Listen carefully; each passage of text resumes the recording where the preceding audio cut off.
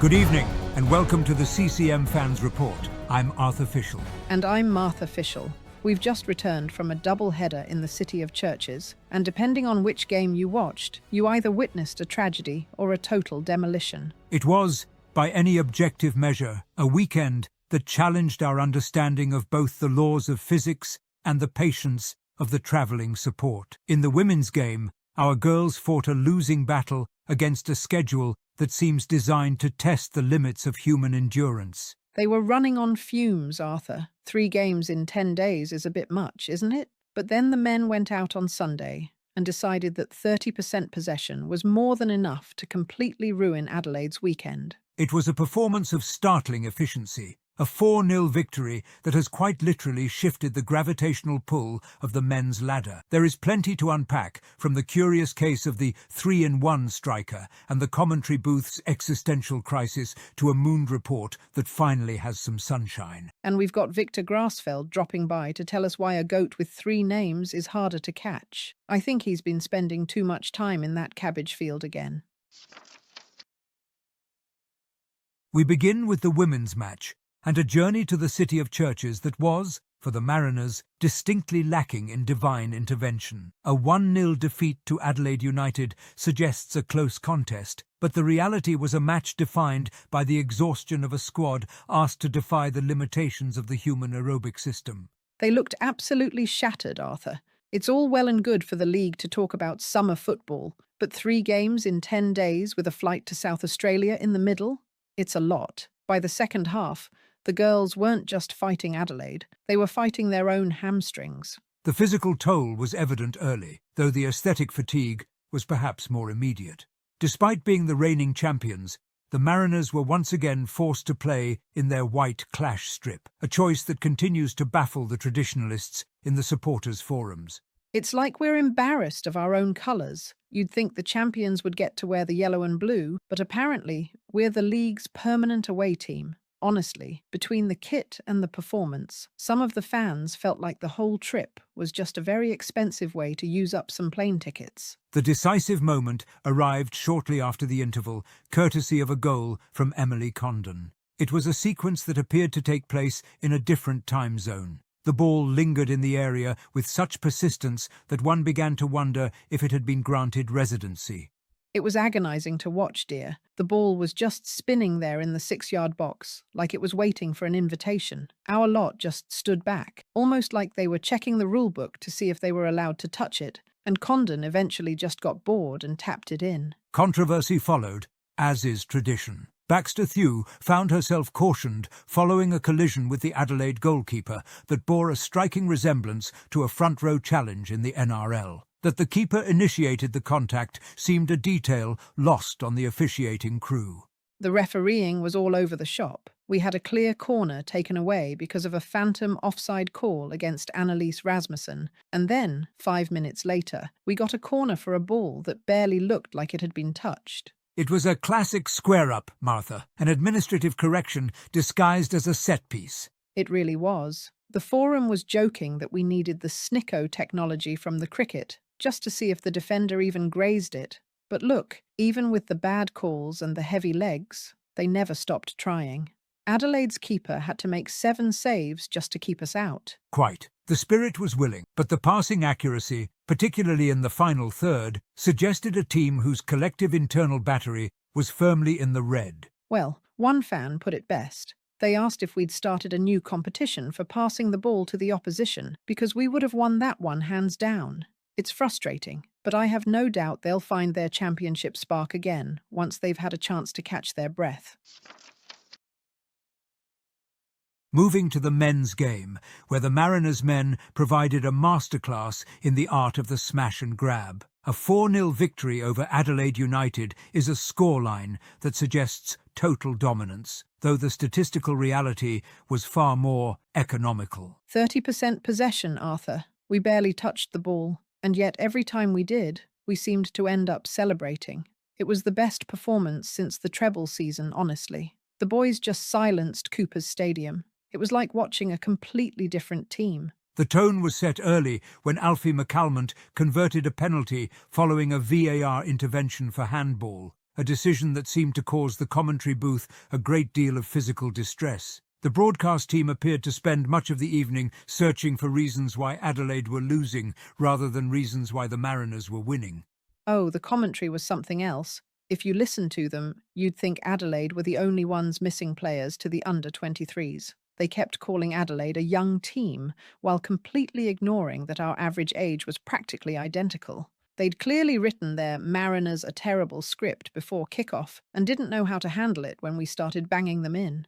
The variety of the scoring was particularly pleasing. Sabit Nyor, whose name seems to be a phonetic choose-your-own-adventure for the commentators, netted the second. I believe we were treated to Ngor, Nyor, and Nor within the space of a single half. It is, quite literally, a 3-in-1 striker situation. Whatever you call him, he was on fire. And then Bailey Brantman silenced the doubters with a clinical finish for the third. But for me, the defining moment wasn't even a goal. It was Hayne Eames with that header off the line.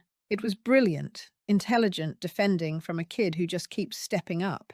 Eames and Steele provided a sturdy platform in the midfield, particularly with Brad Tapp dropping back to central defence to cover for the absent Nathan Paul. And of course, Miguel Di Pizio, who claimed Player of the Match honours, put the exclamation mark on the evening with a fourth goal that was as sharp as his overall play. The forum was buzzing about Edmo not being in the squad too. There's all sorts of talk about him leaving, but the boys on the pitch didn't seem to miss a beat. We even had a debut for Lawrence Taylor right at the end. It was just one of those nights where everything we tried worked. It was a performance of remarkable efficiency. To produce 6 shots on target from such limited possession requires a level of clinical finishing that has, frankly, been missing for much of the season. Perhaps the direct football approach is the tonic this squad required. It certainly worked on Sunday. We've gone from bottom of the ladder to feeling like we're winning the lot. Even the fans in Bali were scrambling for VPNs just to catch a glimpse of it. It's a great way to start 2026. Joining us now is Viktor Grassfeld. Viktor, you have observed both of our squads in action this weekend. How do you evaluate the disparate nature of those two performances? Arthur, Martha, it is a pleasure to speak with professionals who value the deeper truth. When I look at the women in the white shirts, I do not see a loss. I see the fence in the heavy wind. For many days, the wood stands strong against the storm, and the farmer is proud. But eventually, the post does not snap because the wind is stronger. It snaps because the wood is tired of holding. You cannot blame the fence for falling when the storm has lasted 3 times longer than the wood was meant to endure. The physical demands of the recent schedule were certainly evident on the pitch. The toll is real, Martha, but then we look at the men. This is the path of the efficient wolf. The wolf does not need to possess the forest. The forest is large and full of trees that say nothing. The wolf only needs to wait by the path. When the farmer in the red shirt drops his bread, the wolf is there. 1 bite, 2 bites, 4 bites. The farmer is left with his 70% of the forest, but he has no bread. And regarding Sabit Nyor, the broadcast team seemed to struggle with the phonetic reality of the name. In Moldova we have a saying, a man with 3 names is a man with 3 shadows. Is it Ngor? Is it Nyor? Is it Nor? It does not matter to the wolf. The name is the sound of the ball hitting the net. The commentators search for the name because they are lost in the woods, but the boy is already gone. He is a ghost with many pronunciations. He certainly proved to be a very difficult problem for the Adelaide defence to solve. Adelaide counts their passes like a miser counts his coins, but they have no bread to buy. I prefer to see the harvest. I must return to my field now, Arthur. The cabbage does not wait for the post-match analysis. Goodbye. We appreciate the analysis, Viktor. Thank you. It is time for the Mooned Report. And after Sunday's events, it appears Warren Moon has decided that clinical, direct football is a dish best served with maximum exposure. It was a massive mooning, Arthur. Absolute cheek to go into Adelaide's backyard and drop 4 goals on them while they're busy admiring their 70% possession stats. I think Cooper's Stadium is still in a state of shock. Indeed, it was a comprehensive display of disrespect for the form guide. Not only were Adelaide United thoroughly mooned on their own patch, but I believe the broadcast team received a secondary mooning in the process. They were so busy reading their pre-written scripts about the Mariners' demise that they were completely blindsided by the view from the other end. They really were. They were looking for any reason not to give the boys credit, but Warren just kept the moon rising until they couldn't ignore it anymore. It was brilliant. The celestial ledger has been updated. Our seasonal tally under Warren Moon now sits at 3 teams mooned, 2 half-moons, and 6 lunar eclipses. That's 3 moons now, dear. If we keep this up, we'll be mooning the whole of Perth next week. One can only hope the conditions remain favourable for such an event. The ratio is improving, and the gravity of the ladder is finally working in our favour. Turning to the ladders, where the weekend's results have provided a rather uneven set of updates. In the Women's League, the defeat has seen our girls drop to 4th position, though the density of the top 6 remains such that a single result can restore the status quo. On the men's side, the 4-0 triumph has had the desired effect. We have finally vacated the basement, climbing to 11th position and leaving the wooden spoon, for now, in other hands. It's a relief to see them off the bottom, Arthur. 11th never looked so good. Looking ahead, we have a full Saturday of fixtures on the 10th of January. The women travel to Newcastle for the F3 derby at 5 p.m, a fixture that requires no additional motivation. And then, for those with the stamina, the men are away to Perth, with kick-off scheduled for 9:45 p.m. local time. The midnight shift again. I suppose I'll have to keep the port under lock and key this time, Arthur. We can't have the lead anchor nodding off before the first substitution, even if your tactical snoring was the most movement we saw in the living room last trip. I was, as I recall, maintaining a state of high alert repose. You were maintaining a state of horizontal, dear. Just try to stay awake for this one. I'll be brewing a double-strength pot of coffee for that Saturday. We've got a derby to reclaim, and a long night in the west to get through. One can only hope the caffeine is as robust as the Central Coast defence. We shall be present at our posts, regardless of the hour. Until next time, this has been the CCM Fans Report.